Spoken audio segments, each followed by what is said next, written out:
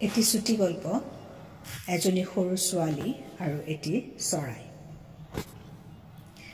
এসময়ত এখন সৰু গাঁৱত লিলি নামৰ সৰু ছোৱালী এজনী আছিল। এদিন তাই নৈ এখনৰ পাৰত খেলি থাকোঁতে এটা সৰু চৰাই দেখিলে। তাই চৰাইটোৰ ওচৰলৈ গৈ দেখিলে যে চৰাইটোৰ এখন ডেউকা ভাঙি আছে। লিলিয়ে লাহেকৈ চৰাইটো তুলি ল'লে আৰু ঘৰলৈ নিবলৈ থিৰাং কৰিলে। লিলিয়ে চৰাইটোক ঘৰলৈ লৈ অহাত মাকে ক'লে, আমি চৰাইটোক মুকলি কৰি দিয়া উচিত, সি আমাৰ লগত থাকিব নোৱাৰিব। কিন্তু লিলিয়ে চৰাইটোক এৰি দিবলৈ মান্তি নহ'ল।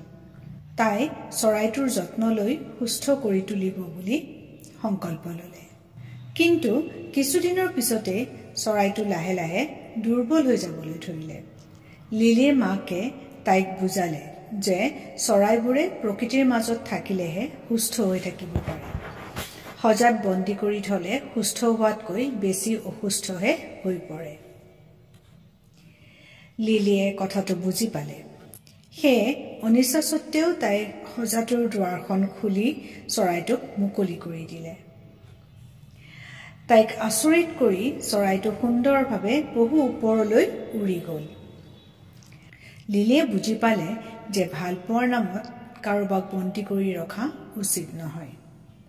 সকলোকে স্বাধীনতা দি মুক্তভাৱে জীয়াই থাকিব দিয়া উচিত। ধন্যবাদ।